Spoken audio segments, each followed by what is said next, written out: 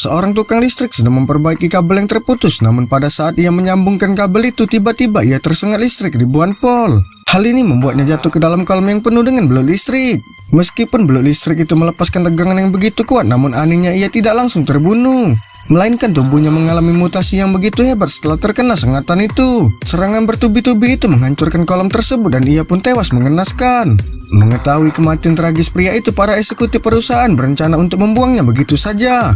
Tanpa mereka sadari, tindakan ini akan membawa konsekuensi yang begitu besar di kemudian hari. Pada saat ini, lampu di ruangan itu mulai berkedip tanpa henti. Detik berikutnya, sesuatu yang aneh terjadi. Pria yang telah terbakar habis secara ajaib hidup kembali. Ia bahkan dapat dengan jelas melihat urat-urat kecil di telapak tangannya, dan peralatan listrik di dekatnya mulai beroperasi setelah dipengaruhi olehnya. Ia tak percaya setelah melihat pemandangan ini. Kemudian ia mengambil pakaiannya dan berjalan menuju pusat kota. Namun tiba-tiba mobil di dekatnya berkedip tanpa henti. Hanya dengan sentuhan tangannya ia menyerap semua listrik dari mobil itu. Tapi tubuhnya kini sangat lemah, ia membutuhkan lebih banyak daya. Pada saat itu ia melihat listrik tak berujung di pusat kota. Begitu banyak kabel bawah tanah di bawahnya. Ia pun bergegas menuju ke gedung itu. Lalu ia membuka penutup lubang got tanpa ragu, memasukkan tangannya ke dalam dan dengan cepat menyerap listrik dari kabel tersebut. Dalam sekejap lampu di seluruh kota menjadi redup. Ia tanpa henti menyerap semua daya.